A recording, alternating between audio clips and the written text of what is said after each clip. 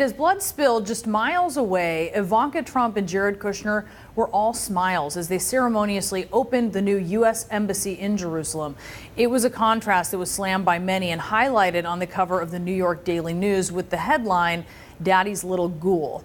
A CNN op-ed summing it up like this: Ivanka's smile was undoubtedly offered to distract from the mayhem and death that any thoughtful person could have anticipated as the embassy opened and Trump abandoned America's claim to honest broker status in the Middle East.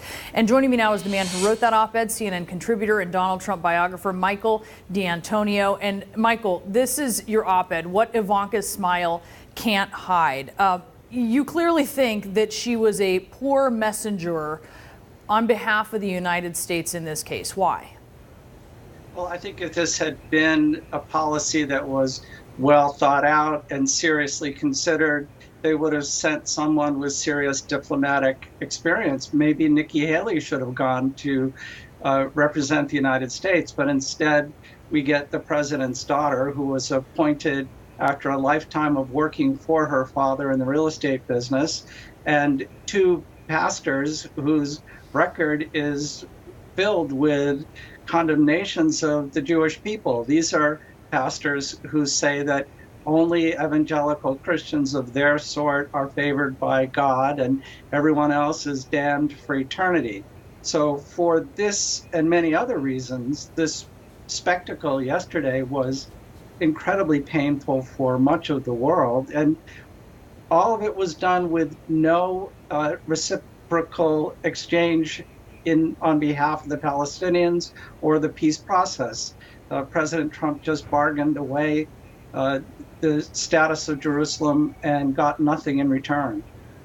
I have to ask you, Michael, because when I look at your op-ed, and specifically when I look at the New York Daily News cover, where there's this specific focus on Ivanka, yes, she was there and she had this moment where she is doing the unveiling, right? It does feel like the ribbon cutting of maybe a Trump property or something sort of like that, the ribbon cutting of a new building.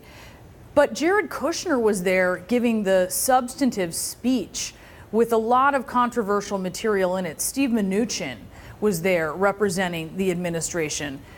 Why the focus on Ivanka when there's clearly the role of these other prominent members of the administration?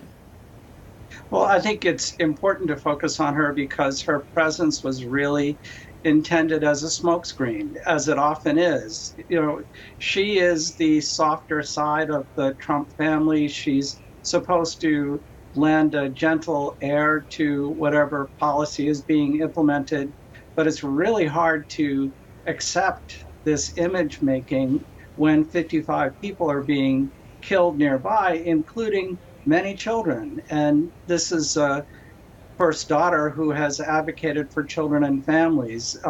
It's not the first time that she's presented herself as the softer side of the president, and it rarely works, and it seems intensely hypocritical.